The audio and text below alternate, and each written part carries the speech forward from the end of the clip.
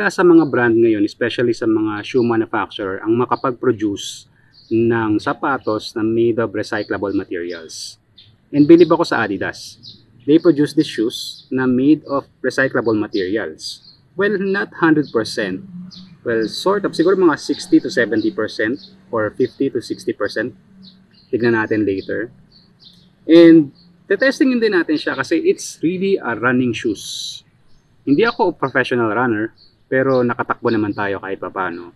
And tignan natin kung talagang may impact yung performance nito using the recyclable materials. Alright?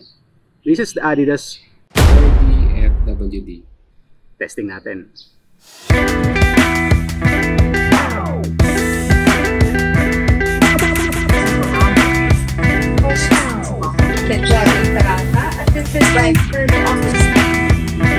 Meters northwest of Katiklan Airport.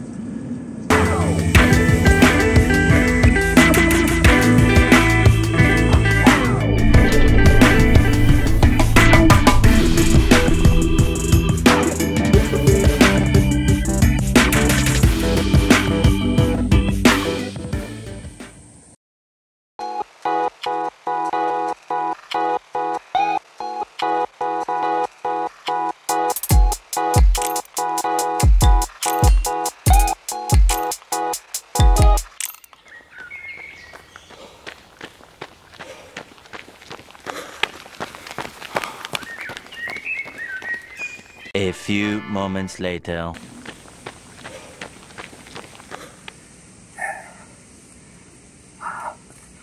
Ito problema ko sa mga laces ng Adidas eh. Natatanggal ka agad siya. Nakaka 1.5 kilometers pa lang ako. So mahina yung stock na lace na kasama. Hindi kagaya ng sa On at saka sa Nike. Intact yung sintas at saka meron siyang ginawang technology dun sa lace para hindi siya kagad matanggal.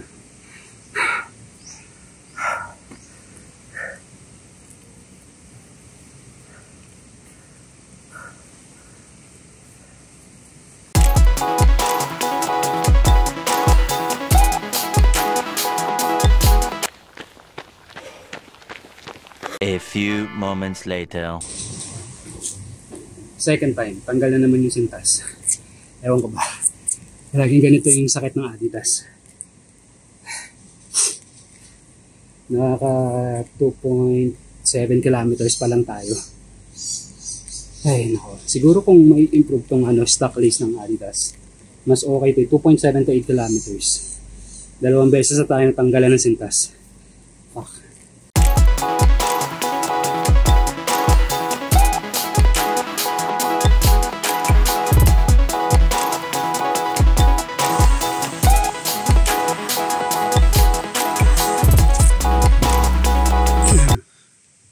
Okay. Natapos ako ng 21 minutes. My average pace is for 3 kilometers. My average pace is 6.37. So masasabi ko okay naman siya pang running. Wala pa naman ako nararamdaman na masakit yung heel ko tsaka yung medyo napagod bigla yung tuhod ko in comparison sa mga nagamit ko before. Ang comment ko lang kaya What? Bro, what are you talking about, man? Ang comment ko lang kagaya ng nakita nyo kanina, yung stock lace niya is mabilis matanggal sa pagkakanat. So hindi katulad ng On at saka ng Nike na nagamit ko before. Siguro kung i-improve lang yun, at least walang masyadong abala habang tumatakbo ka lalo na sa high intensity facing. So hindi ako runner pero at least yun makakatulong yun kung sakaling ma-improve din ng Adidas. Ang masasabi ko naman sa outsole ng Adidas 4D FWD, kanina medyo maulan tsaka umaambon pa tapos basa yung kalsada. Maganda yung kapit niya sa floor. I think siguro dahil with the partnership of Continental, ang ganda nung stride niya sa floor. So hindi ka mangangamba or hindi ka mag-worry mo na madudulas ka. I think also kung talagang runner ka, yun din ang hahanapin mo sa isang running shoes or kahit na beginner. Kasi importante yung safety, di ba? So, very confident ka na tumakbo even on a worst situation na talagang umuulan. Kasi may mga races ngayon, yung country natin kasi sa tropical country, hindi na natin minsan ma-estimate kung uulan ba or iinit. So, importante yung mga ganitong sapatos na meron yung ating Adidas 4D FWD. So, nakatulong din yung, tignan nyo kung gaano kapapal yung outsole niya. I think this is, hindi ko pa siya nasusukat. So, I think mga more than 1 inch. And maganda yung cushion. Maganda yung energy return na tinatawag natin. Ang problema ko lang, gaya ka ng sinabi ko kanina, yung lace niya, dito talaga laging sumasablay si Adidas sa akin. Ang bilis talagang matanggal. So, lalo na, paano pa kung high-intensity runner ka? So, suggestion ko sa inyo, hanap lang kayo ng magandang lace. Marami na mga third-party store or third-party brand na nagbebenta ng lace na hindi natatanggal kagad kapag tumatakbo ka na. Kasi store yun, di ba? Especially kung high-performer runner ka. Hindi ako talaga high-performer runner, pero tumatakbo naman tayo kahit pa paano. Paano pa yung mga nag-average sa mga 5.3 facing. Ako kasi hanggang ngayon ako 7 lang yung facing ko na tinatawag. Kaya tignan nyo yung Strava ko. Alright, so yun yung overall okay siyang gamitin. Medyo mataas lang yung presyo ngayon. Nabili ito ng around 13,000 pesos. So I think nag-sale si Adidas sa kanilang application.